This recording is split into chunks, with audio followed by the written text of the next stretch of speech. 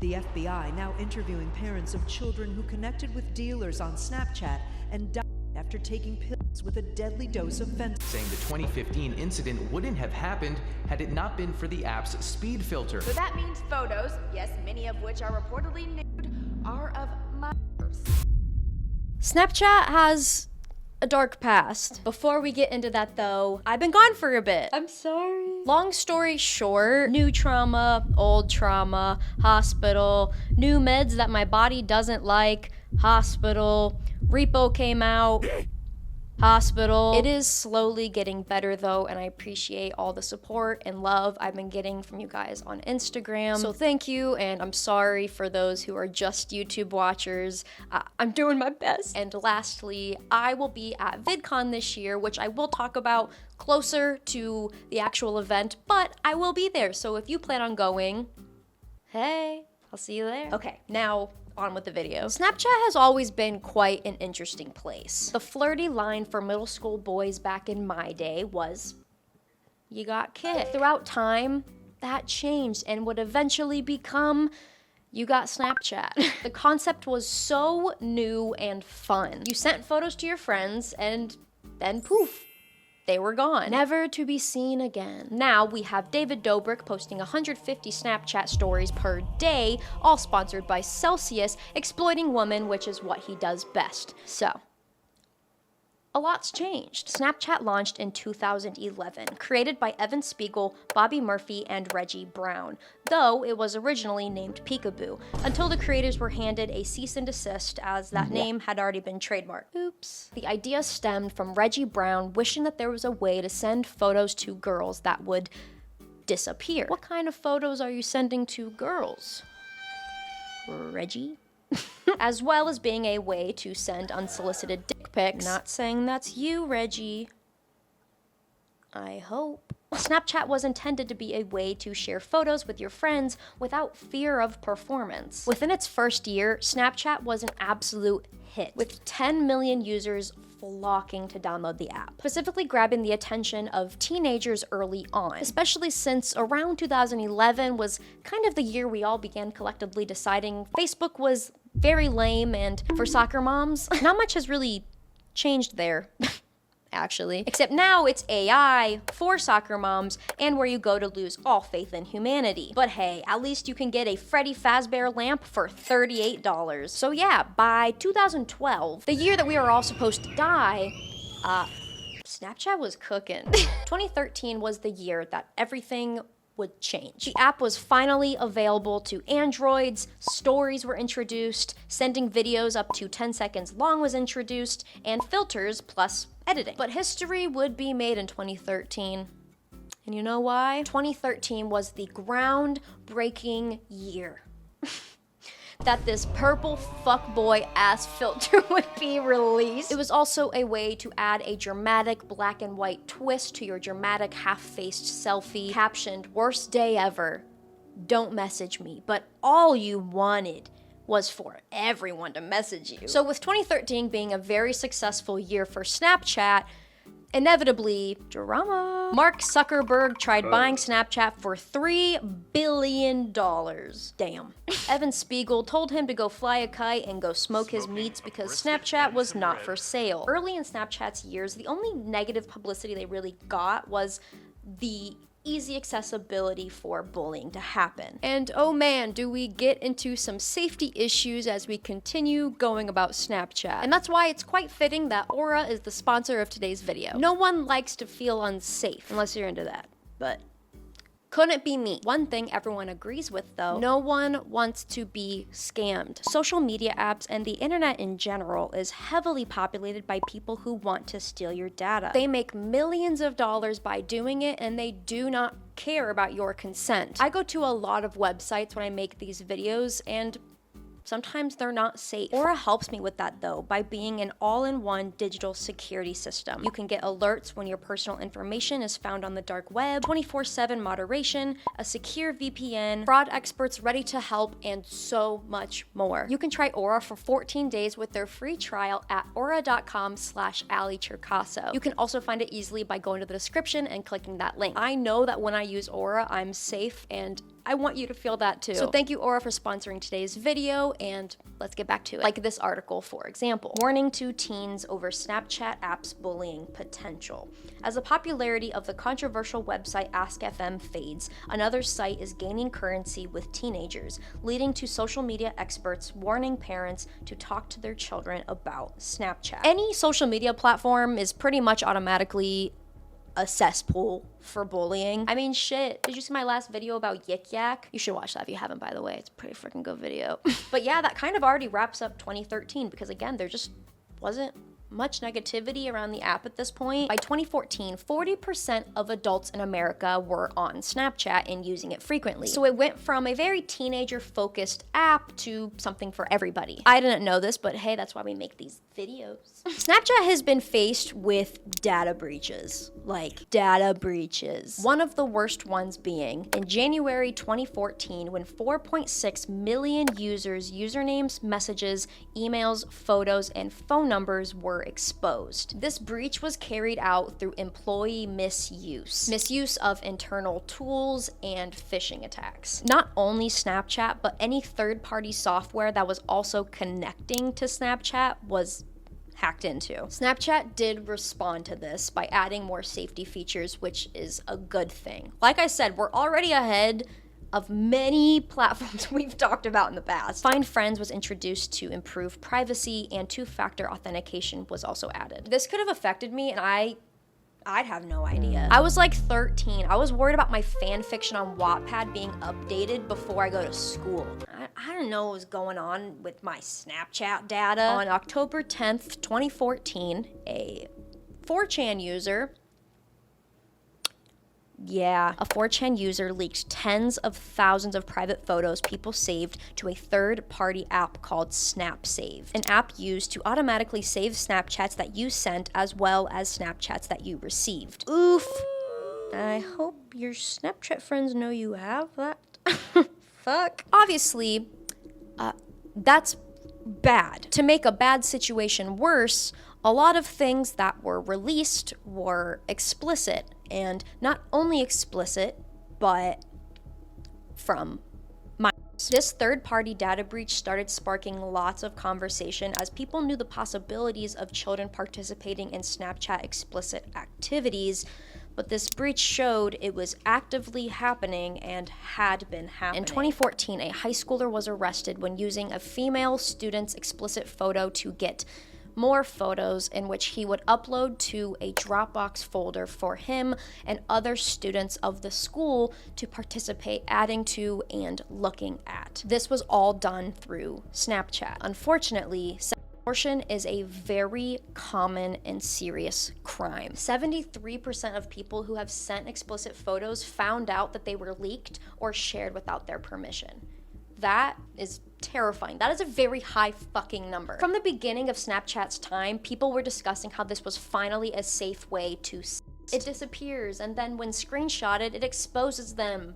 Boom. Well, one of those we already debunked because third-party platforms exist. Apps that are created to save snaps without the other person knowing. But on top of that, there were constantly, and probably are still constantly, tutorials being put out there of how to still sneakily screenshot without the person knowing. Sexting will never, ever be a fully safe activity. And unfortunately, people who used Snapchat thought that it absolutely was. So like I said, that data breach sparked a lot of conversations about protecting minors on Snapchat. We're gonna come back to this when I talk about a lawsuit related to this situation, but for now, since that's in another year, we're gonna keep going with 2014. 2015 was quite an interesting turning point. Filters quite literally reinvented the entire platform and was a huge part of its growth. When I say that the Rainbow Unicorn filter had a chokehold on 95% of users,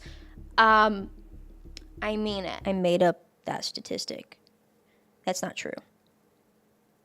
Probably. But yeah, filters absolutely changed the game. It just made the app that much more fun to be a part of until one specific filter caused problems. The timestamp is right here, but I want to give a trigger warning for car crashes and specifically fatal car crashes. One of these filters, which many of us probably remember, led to a lawsuit as it was able to detect speed. The driver wanted to reach 100 miles per hour to post to their Snapchat, which led to a crash.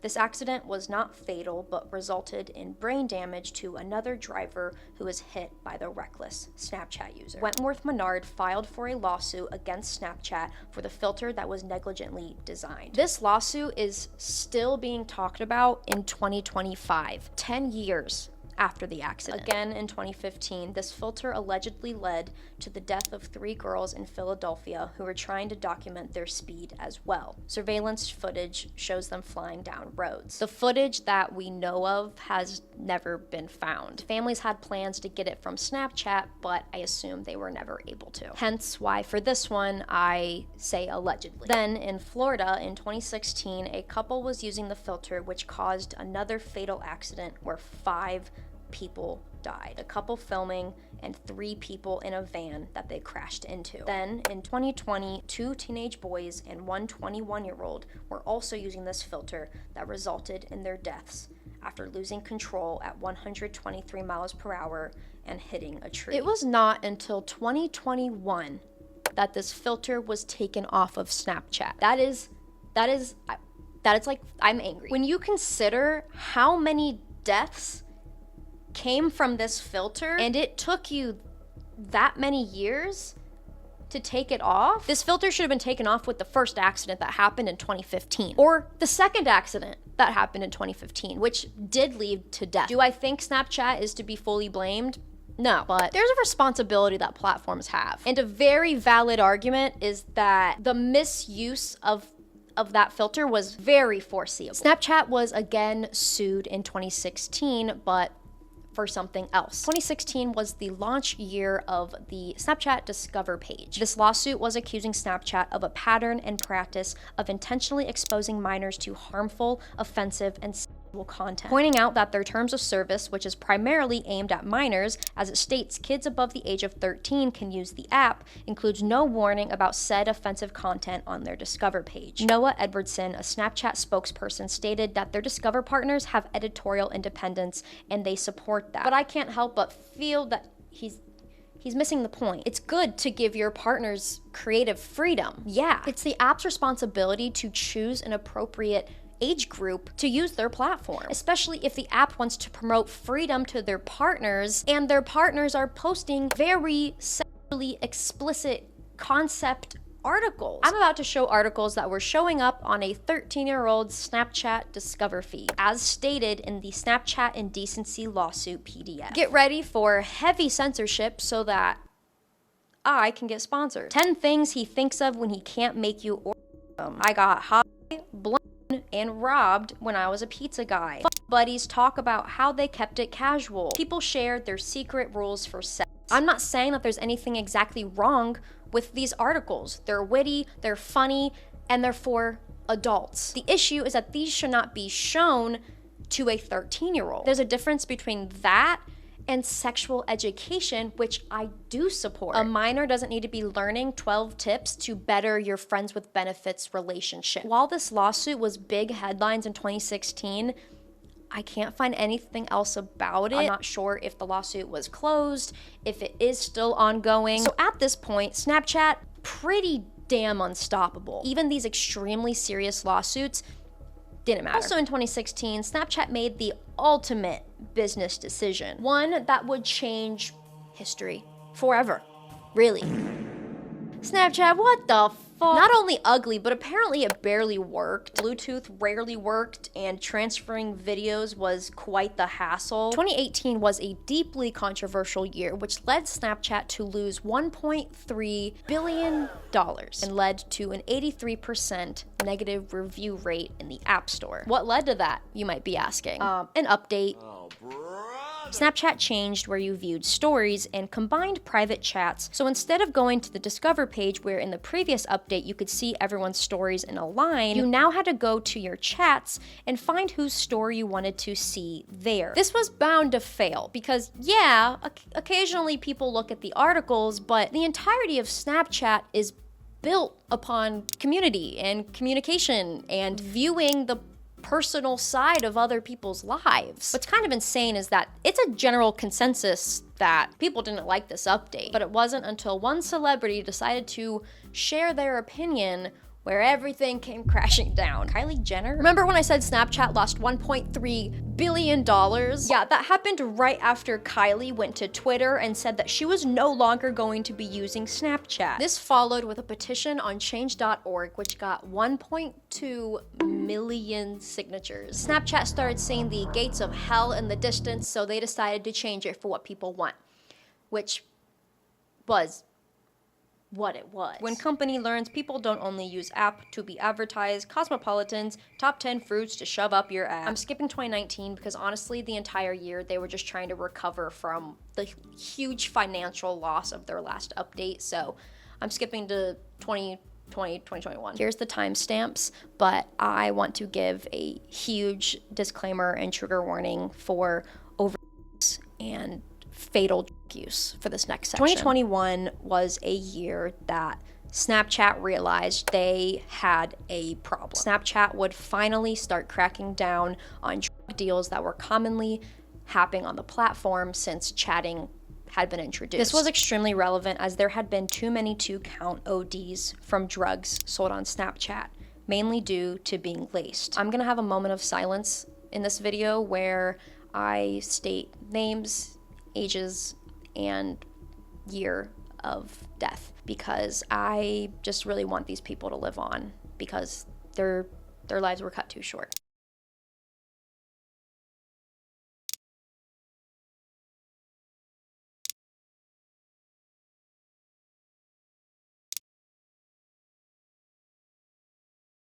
In April of 2023, different year, but extremely relevant, 65 families who were victim to their children passing due to drugs sold on Snapchat came together to file a lawsuit towards Snapchat for not doing enough about the rising issue. The suit claims Snapchat's features felicitate practices like drug sales by connecting dealers to young customers while promising safety from legal repercussions through anonymity. Snapchat, of course, filed to be dismissed in this case, using Citation 230 of the Communications Decency Act, which is meant to protect platforms from anything illegal happening on their service. Section 230 serves as protection when a company has discussed responsibility and has taken a step towards these illegal activities so less are happening or not happening at all. And this was something that was quite a discussion on whether Snapchat had done or not. Perla Mendoza, mother of Daniel Figueroa, who was sold fentanyl-laced pills on Snapchat that led to his death, has a strong stand on not seeing Snapchat's growth. She created an account to find her son's dealer, who was still selling. Perla reported him countless times, in which Snapchat took 8 months to finally get his account flagged. There is no mental capacity for me to understand the anger and frustration that she must have felt. Before I keep talking about the lawsuit, I want to and need to talk about what Snapchat has done and publicly said about what they are doing to stop drug sales on their platform. After a public safety alert was sent out by the DEA, Drug Enforcement Administration, about rising counterfeit drugs on social media platforms, emphasizing one pill can kill, Snapchat began to take some actions. These actions were improving automated detection systems, hiring more staff to communicate with law enforcement, and adding an in-app informational page called Heads Up. Heads Up was an educational support towards the dangers of drugs, including the horrors of the rise in counterfeit pills, with resources for substance abuse and mental health. The fact that they have a post on how to use Narcan, that's amazing. How to know when an overdose is happening, understanding the risks of mixing drugs. That information is so valuable, and I think that it could be something extremely accessible for young people to see if it's promoted enough. Instead, on my Snapchat page, I'm getting this random guy looking at me like I'm the Wingstop ad right next to him. I have a few friends that are avid Snapchat users every single day, have streaks to the thousands. And I asked them, have you guys ever heard of Heads Up? But they also claimed that in 2023, they had spent hundreds of thousands of dollars on removing 2.2 million drug-related content and removed over 700,000 dealers' accounts. So Snapchat is putting in an effort, which is more than a lot of platforms have done, but it still calls for a huge discussion.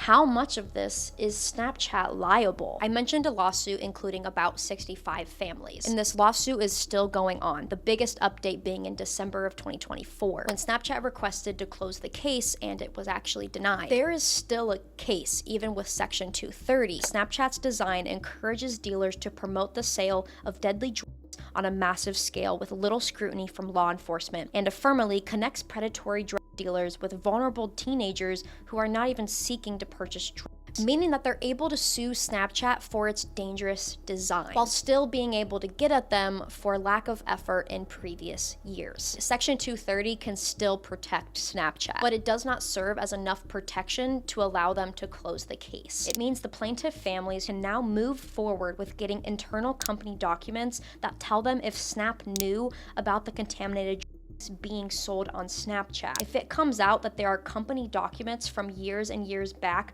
bringing up knowledge of all of these deaths and common drug deals while doing little about it, that will be huge for this case and damn bad for Snapchat. The Federal Bureau of Investigations is currently examining Snapchat's role in the death crisis and if it was a massive part. I'm going to move on with the rest of the years of Snapchat's history, but I am going to leave this case in the description below in case you want to also stay up to date with it. On to another lawsuit. In 2024, a lawsuit against Snapchat was settled for $15 million as women workers at Snapchat were allegedly being harassed, discriminated, and retaliated against, including specific actions such as equal pay violations and SA. Snap fostered a culture in which women workers were paid less and provided less promotional opportunities than their male counterparts. Women were told, both implicitly and explicitly, that they were second-class citizens at Snap. Snapchat denied these accusations, but a lawsuit was still settled, and women that worked at Snapchat from 2014 to 2024 were compensated. We're on to the last section. This article is about a reporter named Lena, who created a Snapchat with the age being 14, and these were the most tame posts that she saw within the first 5 minutes of exploring the Spotlight page. And keep the lawsuits coming, because April 22nd, recently, a new lawsuit was recently filed by Attorney General James claiming Snapchat is knowingly and willingly breaking Florida statute by, quote, deceiving Florida parents about the dangers children face on the app, from behavioral addictive features to allowing sexual predators and drug dealers access, and we cannot allow this deception to continue. And when you think about everything we've talked about in this entire video, you have to admit it's insane that they've gotten away with so much. We went to some really dark places, and I wouldn't be surprised if 90% of people who watched this video were like me and didn't know a damn thing about any of it. And again, I want to send so much love and support to the family and friends of loved ones who have passed due to any overdose or, any counterfeit, whether it was sold on Snapchat or not. My heart is with you, and I'm so sorry. I appreciate you guys, and again, I'm so thankful for everyone who has been so supportive towards my little break. Thank you again, Aura, for sponsoring today's video. I appreciate you, and I hope that you have a good day and a good week and a good time until I see you next, and then I'll remind you again to have a good day and a good life. But yeah, okay, bye!